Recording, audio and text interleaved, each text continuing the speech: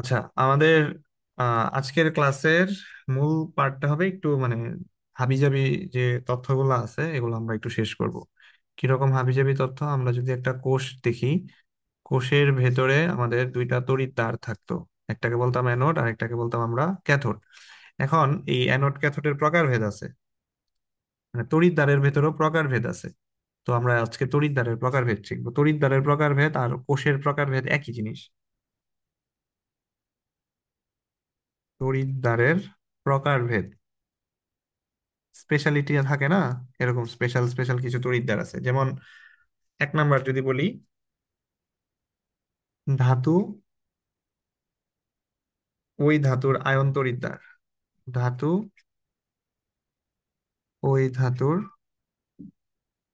Ion তড়িৎদ্বার।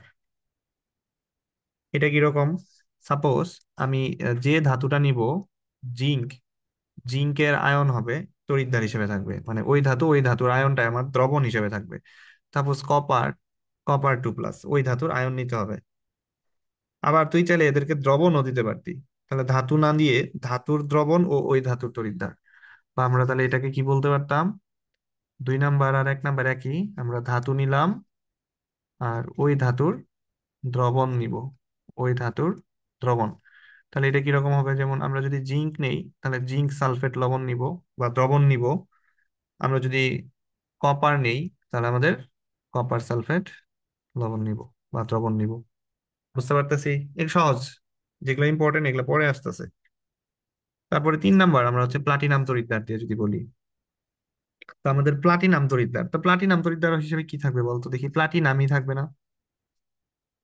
Platinum একটা ধাতু, নিষ্ক্রিয় ধাতু, প্লাটিনাম তড়িৎদ্বার। তাহলে প্লাটিনাম, প্লাটিনাম যেহেতু বলা আছে, তাহলে প্লাটিনাম থাকবে।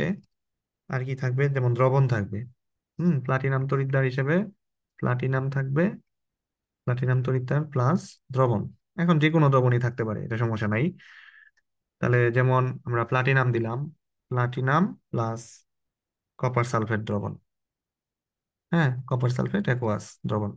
তাহলে এটা হতে পারে। আরেকটা যদি দিই আমরা, প্লাটিনাম প্লাস সোডিয়াম ক্লোরাইড। বুঝতে পারছিস? তার মানে প্লাটিনাম থাকলে এটাকে বলা হবে প্লাটিনাম তড়িৎদ্বার, মানে মূল কথাটা হচ্ছে আমাদের এখানে প্লাটিনাম থাকবে। তারপরে যদি আমরা আসি, এটা সব থেকে ইম্পর্টেন্ট, অ্যামালগাম। অ্যামালগাম তড়িৎদ্বার। অ্যামালগাম মানে কি দেখি তো, বলতো দেখি অ্যামালগাম কি, মনে আছে কিনা কারো? আমরা পড়াইছিলাম কিন্তু অ্যামালগাম। অ্যামালগামটা কি, ভুলে গেছিস?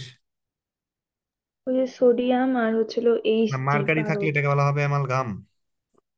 মার্কারি থাকলে এটাকে বলা হবে অ্যামালগাম। তাহলে এই তড়িৎদ্বারটা কেমন হবে? এই তড়িৎদ্বারটা হচ্ছে, প্যাটার্নটা হবে এরকম যে আমাদের একটা ধাতুর অ্যামালগাম থাকবে, ধাতব অ্যামালগাম থাকবে, ধাতব অ্যামালগাম থাকবে, প্লাস যে কোনো একটা ধাতু থাকবে, প্লাটিনাম থাকতে পারে, অথবা যে কোনো সক্রিয় ধাতু থাকতে পারে। প্লাটিনাম অথবা সক্রিয় ধাতু। সক্রিয় ধাতু হিসেবে সাধারণত আমরা সোডিয়ামটাকে বেশি প্রাধান্য দিব, সোডিয়াম বা পটাশিয়াম। ঠিক আছে? তাহলে দেখ, অ্যামালগাম বললেই তুই মার্কারি বুঝবি, অ্যামালগাম বললেই তুই কি বুঝবি? মার্কারি বুঝবি। ঠিক আছে? তাহলে যেহেতু ধাতুর অ্যামালগাম বলে, তাহলে উদাহরণটা কিরকম হতে পারে দেখি তো? ধাতুর অ্যামালগাম, ধর জিঙ্ক অ্যামালগাম, জিঙ্ক অ্যামালগাম, তাহলে এটার সাথে কি থাকবে? প্লাটিনাম থাকবে। তাহলে এটা কিরকম তড়িৎদ্বারের মধ্যে পড়ছে বলতো দেখি? অ্যামালগাম তড়িৎদ্বারের মধ্যে পড়ছে কিন্তু। ওকে। অথবা আমরা সোডিয়াম অ্যামালগাম বলতে পারি, সোডিয়াম অ্যামালগাম প্লাস প্লাটিনাম বলতে পারি, প্লাটিনামও হতে পারে, অথবা সক্রিয় ধাতু হিসেবে সোডিয়ামও নিয়ে আসতে পারতি। আচ্ছা, তাহলে আমাদের চার নাম্বারটা গেল, চার নাম্বারটা ইম্পর্টেন্ট। এরপর আসি গ্যাস তড়িৎদ্বার, 5 নাম্বার। এটা হলো আমাদের গ্যাস তড়িৎদ্বার। গ্যাস তড়িৎদ্বার। আচ্ছা, গ্যাস তড়িৎদ্বারে কি থাকবে? গ্যাস থাকবে না? গ্যাস তড়িৎদ্বারে গ্যাস থাকবে আর হচ্ছে প্লাটিনাম ধাতু থাকবে। ঠিক আছে? তাহলে গ্যাসও থাকতে পারে অথবা গ্যাসের আয়নও থাকতে পারে। গ্যাস, গ্যাস থেকে গ্যাসের আয়ন থাকবে, মানে মূল কথা হচ্ছে গ্যাস থাকবে আর হচ্ছে আমাদের একটা প্লাটিনাম তড়িৎদ্বার থাকবে। যেমন আমরা উম, আমরা আগে গ্যাস নিয়ে আসি, যেমন ধর হাইড্রোজেন তড়িৎদ্বার। তাহলে হাইড্রোজেন তড়িৎদ্বার হিসেবে তাহলে মূল গ্যাস কি থাকবে? হাইড্রোজেন, হাইড্রোজেন থেকে এইচ প্লাস থাকলো, এইভাবেও থাকতে পারে আর কি। এই যে গ্যাস তড়িৎদ্বারটা এইভাবেও লেখা হয়। আমরা এখানে প্লাস দিয়ে লিখছি না, এখানে প্লাস ছাড়া সাধারণত কমা দিয়ে লেখা হয়, এখানে কিন্তু আসলে এগুলো কমা দিয়ে লেখা হয়। এখানে যে সেমিকোলন দিয়ে লেখা হয়, এখানে এগুলা সেমিকোলন দিয়ে লেখা হয়। আচ্ছা, উদাহরণগুলো দেখলেই বুঝতে পারবি আর কি। হ্যাঁ, ওকে। তাহলে গ্যাস তড়িৎদ্বার, আমরা যদি আরেকটা গ্যাস তড়িৎদ্বার এসে সাপোজ মনে করো ক্লোরিন ক্লোরাইড আয়ন, তাহলে আমাদের এই যে প্লাটিনাম দিয়ে দিব। বুঝতে পারছিস? তাহলে আমাদের এই যে দেখ, প্রথম গুলা তো বোঝাই যাবে, 4 নাম্বার 5 নাম্বার অ্যামালগাম তড়িৎদ্বারে যে এইচ জি থাকবে, গ্যাস তড়িৎদ্বারে আমাদের একটা গ্যাস থাকবে, আর সর্বশেষটা সব থেকে বেশি আসছে পরীক্ষায়, ক্যালোমেল তড়িৎদ্বার।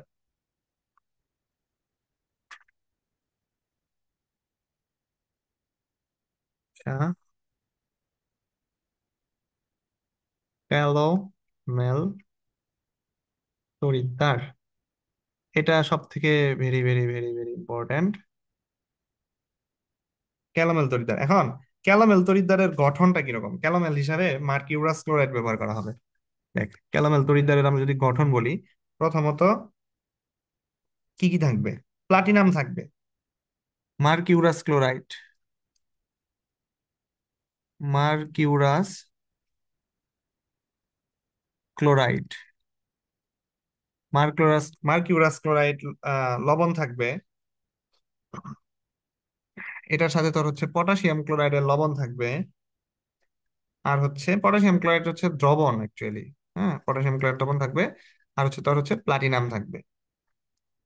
আর মার্কিউরাস ক্লোরাইডটা যখন, মার্কিউরাস মানে কি, এইচ জি না? তাহলে হচ্ছে শুরুতে হচ্ছে এইচ জি থাকবে। মার্কিউরাসের শুরুতে কি থাকবে? এইচ জি থাকবে। ঠিক আছে, বুঝতে পারছিস? এটা হচ্ছে আমাদের একটা ক্যালোমেল তড়িৎদ্বার। এখন ক নাম্বারে প্রশ্ন আসে, ক্যালোমেল তড়িৎদ্বার কাকে বলে? আচ্ছা, এই যে যে মার্কিউরাস ক্লোরাইডটা আছে না, এটা সংকেত হচ্ছে, এটা হচ্ছে তোর ডাইমার হিসেবে থাকে। মার্কিউরাস ক্লোরাইড কি মার হিসেবে থাকে? ডাইমার। তো ডাইমার হিসেবে যদি থাকে, কেউ কি সংকেতটা বলতে পারবি কি হবে এই মার্কিউরাস ক্লোরাইডের? তোরা তৃতীয় অধ্যায় পড়ছিলি না? পরিবেশ পরিচালিত ধর্মের তৃতীয় অধ্যায়, অ্যালুমিনিয়াম ক্লোরাইড ডাইমার হিসেবে কিভাবে থাকে? অ্যালুমিনিয়াম ক্লোরাইড যদি ডাইমার হিসেবে থাকতো, তাহলে কিভাবে থাকতো? এটাকে জাস্ট ডাবল করে দিব, Al2Cl6। এটা ছিল না অ্যালুমিনিয়াম ক্লোরাইডের ডাইমার?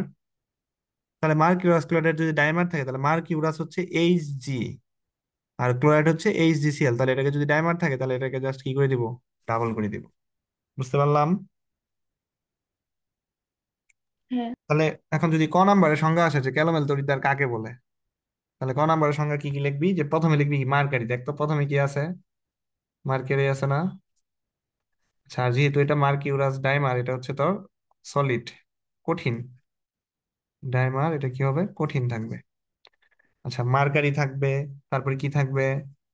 কঠিন মার্কিউরাস, কঠিন মার্কিউরাস ক্লোরাইড, কঠিন মার্কিউরাস ক্লোরাইড। আর কি কি থাকবে? পটাশিয়াম ক্লোরাইড থাকতেছে না?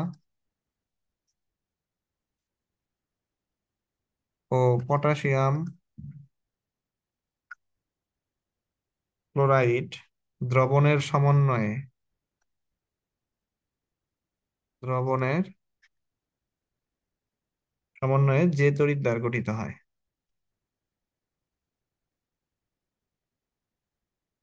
যে তড়িৎদ্বার গঠিত হয় তাকে ক্যালোমেল তড়িৎদ্বার বলে। পারবি?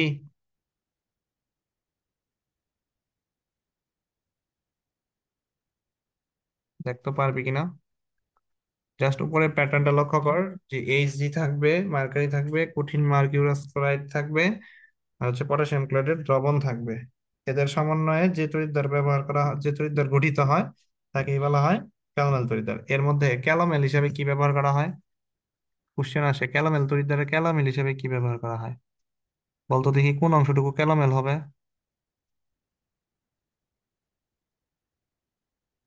Mercurous chloride. রাইট, হ্যাঁ, মার্কিউরাস ক্লোরাইড, এটা হচ্ছে আমাদের ক্যালোমেল। তাহলে একটা হচ্ছে অ্যামালগাম, শুন। মার্কারি যখন ধাতুর সাথে থাকবে তখন হবে অ্যামালগাম, এই যে, এই যে 4 নাম্বারটা। হ্যাঁ, মার্কারি যখন ধাতুর সাথে থাকবে তখন হবে অ্যামালগাম, আর মার্কিউরাস ক্লোরাইড যখন থাকবে তখন এটা কি হয়ে যাবে? ক্যালোমেল। আর ক্যালোমেল হিসাবে ক্যালামেল তরিদ্দার তৈরি করা হয়। ক্লিয়ার? প্রবলেম আছে? হ্যাঁ। আচ্ছা, এবার এবার আমি সেম জিনিসটা নিয়ে আমরা অর্ধকোষ, এখানে আমরা টোটাল কয়টা, আচ্ছা ছয়টা না, আরেকটা আছে, আরেকটা তরিদ্দার আছে 7 নাম্বার, একটু বলে দেই। 7 নাম্বারটা হচ্ছে ধাতু ও তার অদ্রবণীয় লবণ তরিদ্দার। ধাতু ও তার অদ্রবণীয় লবণ বা অদ্রবণীয় লবণের তরিদ্দার, এই সবগুলা কিন্তু আবার অর্ধকোষ হিসেবে ব্যবহৃত হবে। আচ্ছা, ধাতু ও তার অদ্রবণীয় লবণ যেহেতু বলা হয়েছে, তাহলে ধর ধাতু হিসেবে আমরা সিলভার ক্লোরাইড কি অদ্রবণীয় লবণ না? সিলভার ক্লোরাইড কি কখনো দ্রবণীয় হইতো? তাহলে এখানে কি নিতে হবে, ধাতু নিতে হবে, তাহলে ধাতু হিসেবে আমাদের ওই ধাতুটাই নিতে হবে। তাহলে ধাতু ও তার অদ্রবণীয় লবণের তড়িৎদ্বার, এখানে আয়ন থাকবে আর কি, তড়িৎদ্বারের পরে ধর আয়ন থাকলো। তাহলে আয়ন হিসেবে আমরা কি দিব? ক্লোরাইড আয়ন দিব। এই যে এটা হলো আমাদের ধাতু ও তার অদ্রবণীয় লবণ তড়িৎদ্বার। তারপরে যেহেতু মার্কিউরাস ক্লোরাইড, এটা কি আমাদের দ্রবণীয় হয়? মার্কুলাস ক্লোরাইড এটাও কিন্তু আমাদের অদ্রবণীয়, তাহলে আমাদের ধাতু হিসেবে কি নিতে হইতো? মার্কারি নিতে হইতো। ঠিক আছে, ক্লোরাইড আয়ন। ওকে, বুঝতে পারছিস? আচ্ছা বলতো, উপরেরটার সাথে এটার মূল পার্থক্যটা কি, কোথায়? ক্যালোমেল হইতে গেলে কি লাগতো? এটা কি তুই ক্যালোমেল তড়িৎদ্বার বলবি? Hg, Hg2Cl2। ক্যালোমেল তড়িৎদ্বার হইতে গেলে কি পটাশিয়াম ক্লোরাইডের লবণ লাগতো না? হ্যাঁ। এই অংশ, এই অংশ থাকাতে কি এটা কি লবণ এটা কি ক্যালোমেল তড়িৎদ্বার হবে? যে এতটুকু কি ক্যালোমেল তড়িৎদ্বার বলা যাবে? ক্যালোমেল থাকলে কি ক্যালোমেল তড়িৎদ্বার বলবো না? এই যে এই অংশটাও কিন্তু থাকতে হবে, দেখ এই যে পটাশিয়াম ক্লোরাইড কিন্তু নাই, এখানে কি পটাশিয়াম ক্লোরাইড আছে? না। না। তার মানে এটা কিন্তু আমাদের ক্যালোমেল তড়িৎদ্বার হবে না। বুঝতে পারছি বিষয়টা? আর আমরা ক্যালোমেল তড়িৎদ্বারটা যদি আমরা গঠন হিসেবে দেখাই, তাহলে কিভাবে দেখাবো? এই যে দেখাচ্ছি উপরে, আমরা এই যে এই পাশে ডান পাশে এটুকু কাটে দিই, এখানে আমরা ক্যালোমেল তড়িৎদ্বারের উদাহরণটুকু লেখাবো এইভাবে, যেহেতু আমরা প্লাটিনাম দিয়ে স্টার্ট করছিলাম, আমরা এইভাবে লিখবো প্লাটিনাম। হ্যাঁ, তারপর হচ্ছে এই যে Hg, Hg2Cl2, আর কি থাকবে আমাদের? পটাশিয়াম ক্লোরাইড দ্রবণ থাকবে। এইটা হলো আমাদের ক্যালোমেল তড়িৎদ্বার।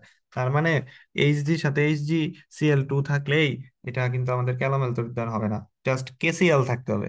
তাহলে এরকম যদি থাকে, যে 7 নাম্বারের প্যাটার্নে যদি থাকে, এটাকে বলতে হবে কি ধাতু ও তার অদ্রবণীয় লবণ তড়িৎদ্বার।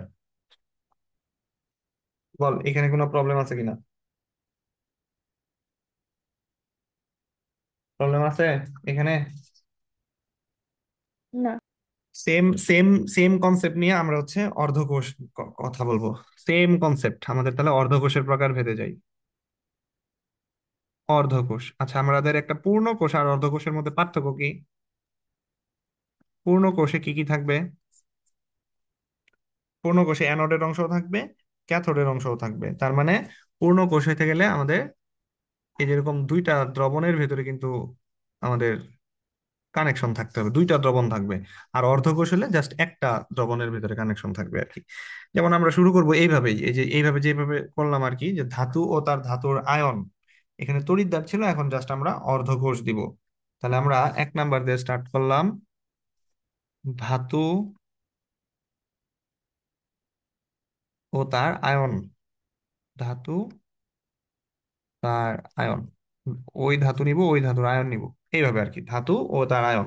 হুম, বা ওই ধাতুর আয়ন অর্ধকোষ, ধাতু ধাতব আয়ন অর্ধকোষ। তাহলে এখানে উদাহরণ কি কি হতে পারে? উদাহরণ যদি আমরা দেই, ডান পাশে আমরা উদাহরণ লিখতে থাকি, জিঙ্ক থেকে কি জিঙ্ক 2 প্লাস, এটা একটা অর্ধকোষ। তারপর যদি আমরা সিলভার নিতাম, সিলভার থেকে সিলভার প্লাস, এটা একটা অর্ধকোষ। হ্যাঁ, তারপরে কপার 2 প্লাস থেকে কপার, এটা একটা অর্ধকোষ। বলতো এখানে কোন কোন অর্ধকোষ আছে? প্রথম দুইটা কোন অর্ধকোষ আসে, সেটা কোন অর্ধকোষ?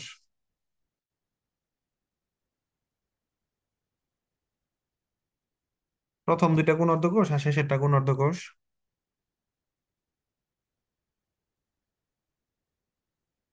জারণ অর্ধকোষ। সরি। চার অর্ধকোষ আর কি? বিজারণ অর্ধকোষ। হুম হুম হুম। আচ্ছা, আমরা যদি এবার অ্যামালগাম অর্ধকোষ নিতাম, তাহলে ধাতুর অ্যামালগাম, ওই ধাতুর আয়ন, ধাতুর অ্যামালগাম, ওই ধাতুর আয়ন অর্ধকোষ। এটা কেমন হবে একটু বলতো দেখি তোরাই। অ্যামালগাম যখন বলছি তার মানে কি, মার্কারি লাগবে। আর ধাতুর অ্যামালগাম যখন বলছি তার মানে কি, ধর জিঙ্ক অ্যামালগাম নিলাম, ওই ধাতুর আয়ন, ওই ধাতু কোন ধাতু, জিঙ্ক হবে না? অ্যামালগাম তো এইচজি। তাহলে আমরা আরেকটু যদি উদাহরণ দিই, সাপোজ মনে করছো সোডিয়াম অ্যামালগাম, তাহলে এখানে কোন আয়ন কার হবে বলতো? সোডিয়াম প্লাসের আয়ন হবে না? ক্লিয়ার? হ্যাঁ। সাদা করে দিই এটাকে। আচ্ছা, এবার আসি 3 নাম্বারে। 3 নাম্বার হচ্ছে ওই যে লাস্টে যেটা আমরা ধাতু ও তার অদ্রবণীয় লবণ যেটা করলাম, এটা করবো আর কি। ধাতু ও তার অদ্রবণীয় লবণ, অদ্রবণীয় লবণ অর্ধকোষ। তাহলে এটা কি কি উদাহরণ হতে পারে? উপরেরটায় হুবহু নিয়ে এসে পড়বো, এই যে উপরেরটা। হ্যাঁ, এই যে উপরেরটা হুবহু নিয়ে আসবো। সাপোজ মনে কর যে এজি। হুম, এজি নিয়ে আসলে কি নিয়ে আসবো? এজিসিএল। কারণ ও তার অদ্রবণীয় লবণ এবং তার আয়ন, আয়ন হিসেবে এই যে সিএল মাইনাস। হ্যাঁ, এটা একটা উদাহরণ হইলো। হুম, তারপর আমরা জিঙ্ক অ্যামালগাম নিতে পারতাম। তাহলে আমরা জিঙ্ক ধাতু নিতে হবে, ও তার জিঙ্ক অ্যামালগাম। তাহলে কি হবে?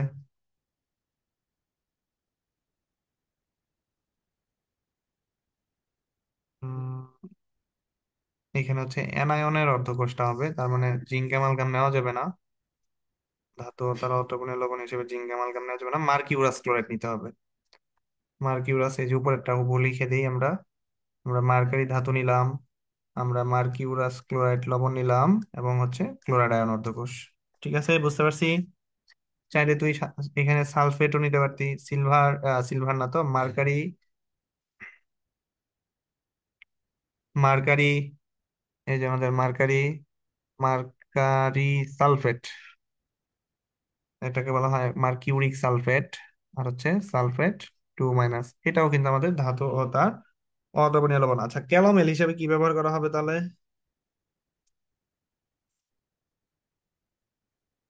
যদি আমরা ক্যালোমেল ইউজ করতাম তাহলে আমরা কি পড়তাম? ক্যালোমেল তড়িৎদ্বার বলতাম না? বা ক্যালোমেল তড়িৎদ্বার, ক্যালোমেল তড়িৎদ্বার আর ক্যালোমেল অর্ধকোষের মধ্যে কিন্তু পার্থক্য আছে। ক্যালোমেলকে কিন্তু তড়িৎদ্বার হিসেবে বলা যাবে, ক্যালোমেল অর্ধকোষ বানানো যাবে না। তারপরে আমরা গ্যাস অর্ধকোষ বানাইতে পারবো। হ্যাঁ, গ্যাস অর্ধকোষ, গ্যাস অর্ধকোষ আর ওই যে আহ, গ্যাস তড়িৎদ্বার কাছাকাছি, একই রকম। উপরে দেখে আসি আমরা গ্যাস তড়িৎদ্বারটা কেমন ছিল। গ্যাস তড়িৎদ্বারের ভিতরে আমাদের কি ছিল? গ্যাস ছিল, আর একটা হচ্ছে আমাদের নিষ্ক্রিয় ধাতু ছিল, তাই ছিল না? গ্যাস হ্যাঁ। তড়িৎদ্বারে আমাদের একটা গ্যাস ছিল এবং তার নিষ্ক্রিয় ধাতু ছিল। তবে যেহেতু আমরা কোষ বানাবো, কোষ মানে কি, একটা দ্রবণ না? কোষ, কোষের ক্ষেত্রে কি হবে? একটা দ্রবণ হবে না? আর দ্রবণের ক্ষেত্রে আমার চাপ আর ঘনমাত্রাটা ঠিক রাখতে হবে। দ্রবণের ক্ষেত্রে 1 ATM চাপ রাখতে হবে, আর হচ্ছে 1 মোলার ঘনমাত্রা রাখতে হবে। বুঝতে পারছি বিষয়টা? তড়িৎদ্বার, দ্বারের ক্ষেত্রে তো এই ঘটনা ঘটা দরকার নাই, ওই ক্ষেত্রেও নেওয়া যেতে পারে, সমস্যা নাই কিছু। যখন আমরা হাইড্রোজেন গ্যাস তড়িৎদ্বার পড়বো তখন আমরা এই জিনিসটা দেখবো যে 1 মোলার ঘনমাত্রা থাকবে আর 1 ATM চাপ থাকবে, যেহেতু এটা একটা দ্রবণ, কোষ যেহেতু দ্রবণের ভিতরে থাকবে। তাহলে এই প্যাটার্নটা কেমন ছিল আগের মতোই যদি আমরা লিখি, আমাদের কি একটা নিষ্ক্রিয় ধাতু প্লাটিনাম নিলাম, আমরা গ্যাস হিসেবে নিলাম হাইড্রোজেন, তাহলে গ্যাসের কি নিতে হবে? আয়ন নিতে হবে। ঠিক আছে, তাহলে এখানে কোনটার কি মান কত? হাইড্রোজেন গ্যাসের মান কত হবে? 1 ATM হবে। আর এইচ প্লাস আয়নের ঘনমাত্রা কত হবে? 1 মোলার হবে। আবার চাইলে আমরা ক্লোরিন গ্যাসও নিতে পারতাম। এই যে আমরা প্লাটিনাম নিলাম, এই যে আমরা ক্লোরিন গ্যাস নিলাম, এই যে আমরা ক্লোরাইড নিলাম, তাহলে এটা যদি আমাদের গ্যাস হতে বসে, তাহলে ক্লোরিন গ্যাস, এটার চাপ কত হবে? 1 ATM হবে। আর এটার ঘনমাত্রা কত মোলার হবে? 1 মোলার হবে। সবচেয়ে ইন্টারেস্টিং পার্ট হচ্ছে আমাদের নতুন এই যে 5 নাম্বারটা, জারণ বিজারণ অর্ধকোষ। জারণ বিজারণ অর্ধকোষ, এটা কিন্তু তড়িৎদ্বার বলা যাবে না, অর্ধকোষ বলতে হবে। জারণ বিজারণ অর্ধকোষ। তাহলে এখানে কিন্তু বাদ পড়ছে হচ্ছে কি, ওই যে ক্যালোমেলটা বাদ পড়ছে। দেখ, আমরা তড়িৎদ্বার হিসেবে ক্যালোমেল তড়িৎদ্বার করছিলাম, আর মোটামুটি কিন্তু আমাদের সবগুলাই আসছে। হ্যাঁ, ওই যে দ্রবণ প্লাটিনাম নিলে ওটা মানে আলাদা করে 1 2 3 না পড়ে শেষে 3টা পড়ি, তড়িৎদ্বারেরটা, গ্যাস তড়িৎদ্বার, ক্যালোমেল তড়িৎদ্বার, ধাতু ও তার অদ্রবণীয় লবণ তড়িৎদ্বার। এইখানেও দেখ একই কথা, গ্যাস অর্ধকোষ, ধাতু ও তার অদ্রবণীয় লবণ অর্ধকোষ, ধাতুর অ্যামালগাম ও তার আয়ন অর্ধকোষ। আর প্রথমটা তো আমাদের কমন, এই যে আমরা এতক্ষণ যে এতদিন যে অঙ্ক করে আসলাম বা এতদিন যে আমরা কোষ দেখে আসলাম, 1 নাম্বারের প্যাটার্নই কিন্তু দেখছি সবগুলা।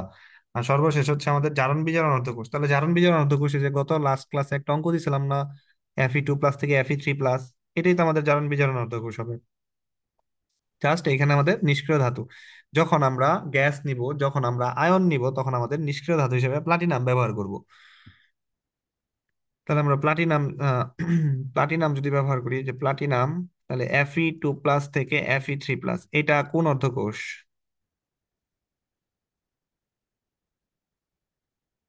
এটা কোন জারণ। অর্ধকোষ? এটা কোন অর্ধকোষ?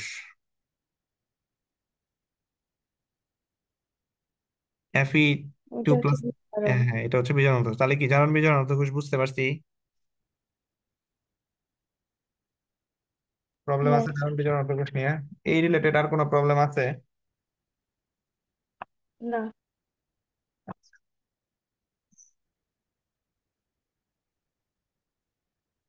এখন আমাদের আরেকটা নতুন কনসেপ্ট শিখবো আজকে, কিন্তু আমাদের এই যেরকম হিজিবিজি তথ্য রিলেটেড কনসেপ্ট যাবে আর কি, হ্যাঁ। হিজিবিজি তথ্য রিলেটেড কনসেপ্ট যাবে। আমরা এখন অভিস্রবণ চাপ, দ্রবণ চাপ, এগুলা নিয়ে একটু কথা বলবো। আচ্ছা, আমি এটাকে চিত্র আঁকাই। এই হচ্ছে আমাদের একটা কোষ। কোষের ভিতরে আমাদের এরকম তড়িৎদ্বার থাকবে, হ্যাঁ।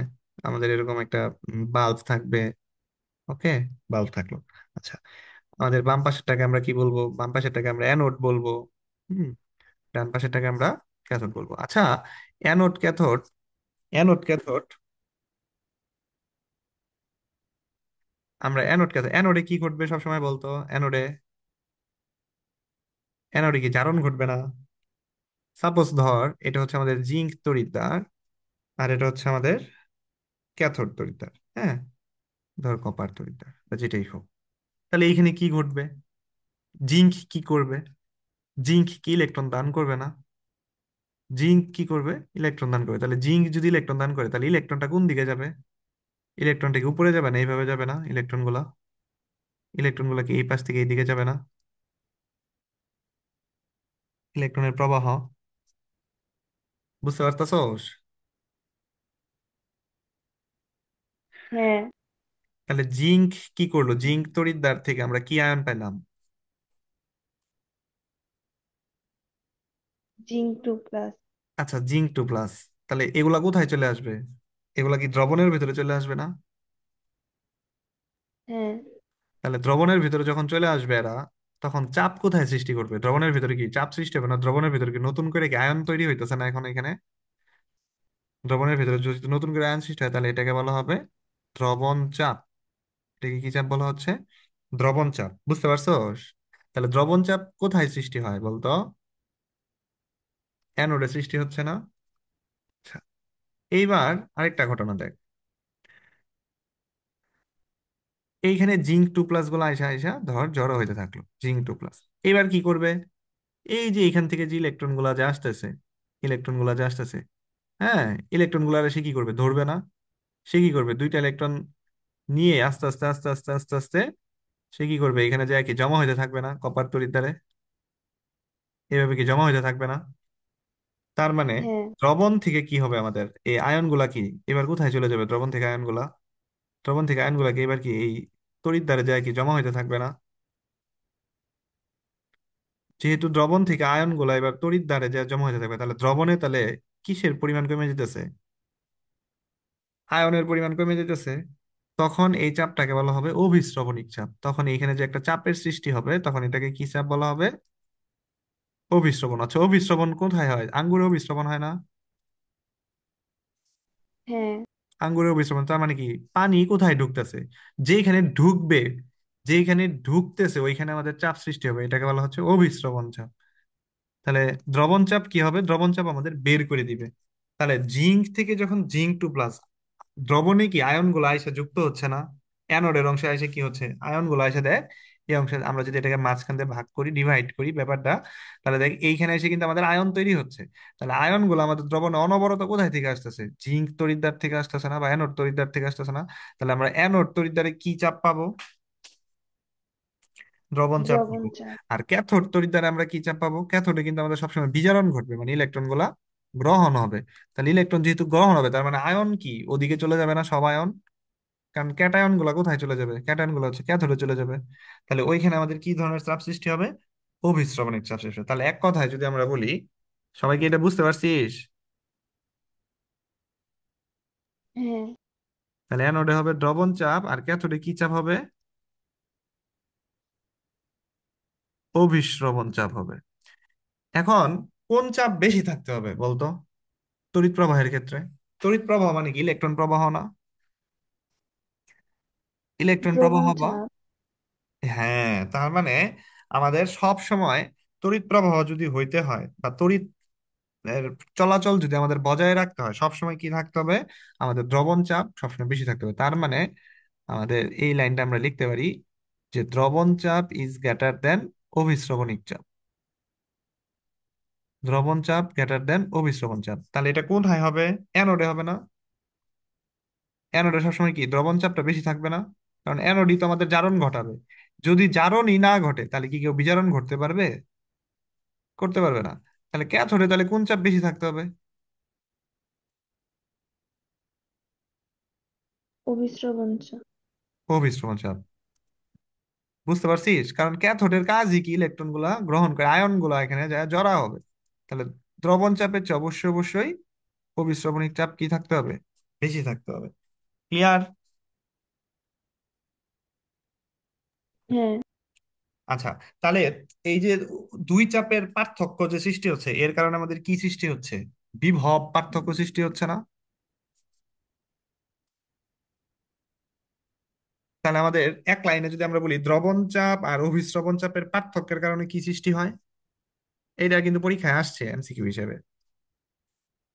তাহলে এক লাইনে যদি আমরা লিখি দ্রবণ চাপ ও অভিস্রবণ চাপের পার্থক্যের কারণে আমাদের কি সৃষ্টি হবে বলতো? কারেন্ট চলাচল করবে, তাই তো? এই কারেন্ট চলাচলটা কিন্তু বিভবের কারণে সৃষ্টি হচ্ছে। বিভব পার্থক্য না থাকলে কি কারেন্ট চলাচল হয়? না। তার মানে তড়িৎদ্বার গুলাতে আমাদের বিভব সৃষ্টি হবে। তড়িৎদ্বার বিভব সৃষ্টি হবে। তাহলে আমাদের তড়িৎদ্বার বিভব কিভাবে সৃষ্টি হয়? বিভব পার্থক্যটা আমাদের কিভাবে সৃষ্টি হয়? এই দ্রবণ চাপ আর অভিস্রবণ চাপের পার্থক্যের কারণে। আর এটা কি একটা আরেকটার কি বিপরীত না? এরা কি বিপরীত অভিমুখে কাজ করে না? বিপরীত অভিমুখে কিরকম? একজনে দ্রবণে আসতেছে, আরেকজন দ্রবণ থেকে চলে যেতেছে।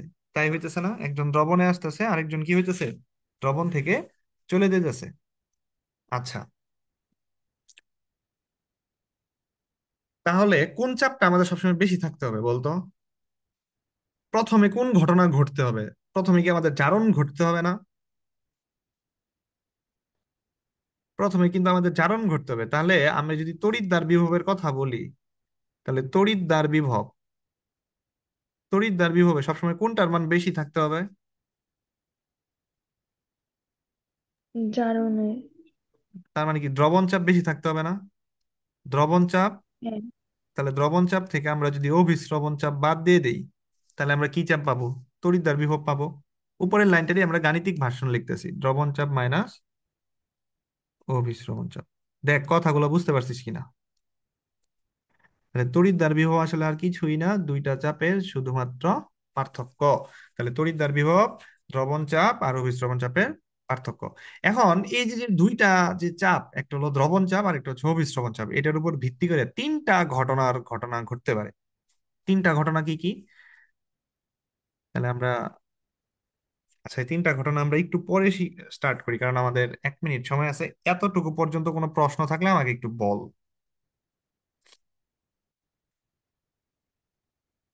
আর আমাদের কারেন্ট প্রবাহ হওয়ার ক্ষেত্রে আমি একটু কোশ্চেন করি, ধর আনসার যে কারেন্ট যদি প্রবাহ হইতে হয় তাহলে অবশ্যই অবশ্যই আমাদের কি সৃষ্টি হতে হবে? বিভব পার্থক্য সৃষ্টি হতে হবে না? বিভব সৃষ্টি হতে হবে না? তাহলে এই বিভবটা কিভাবে সৃষ্টি হয়? দুইটা চাপের পার্থক্যের কারণে। এই দুইটা চাপ কি কি চাপ? দ্রবণ চাপ আর একটা হচ্ছে অভিস্রবণ চাপ। দ্রবণ চাপ কোথায় তৈরি হয়? অ্যানোডে। আর অবশ্যই অবশ্যই আমাদের দ্রবণ চাপ সবসময় বেশিই থাকতে হবে। যদি বেশি না থাকে, কম থাকে, তাহলে কি ঘটনা ঘটতে পারে সেটা আমরা দেখবো। সেক্ষেত্রে আমাদের ক্যাথোড হিসেবে সেটাকে বিবেচনা করতে হবে, কিন্তু আগে আমাদের অ্যানোড তো রাখতে হবে। যদি অ্যানোডই না থাকে তাহলে আমাদের ক্যাথোড থেকে থেকে লাভ কি? কারণ অ্যানোডই তো আমাদের কি করবে? ইলেকট্রন গুলাকে ক্যাথোডের দিকে প্রবাহিত হবে। অ্যানোড তড়িৎ প্রবাহ করবে বা ইলেকট্রন প্রবাহ করবে, বিধায়ী ক্যাথোড ওই ইলেকট্রনটাকে গ্রহণ করে তাদের ভিতরে একটা সংযোগ স্থাপন করবে বা ইলেকট্রনের প্রবাহ বজায় রাখবে। ক্লিয়ার এ পর্যন্ত? হ্যাঁ। আর কারো কোনো কোশ্চেন আছে এই রিলেটেড? এগুলো কত মার্কের অ্যান্সার হবে? এইগুলো এমসিকিউ তে আসে, মাল্টিপল চয়েস কোশ্চেন, নিচের কোনটি সত্য বা নিচের কোনটি সঠিক এই রিলেটেড। তখন তো ওগুলো পারতে ও। হবে, আমাদের সবকিছুই চিন্তা করতে হবে, হ্যাঁ। আচ্ছা, আমাদের 1 মিনিট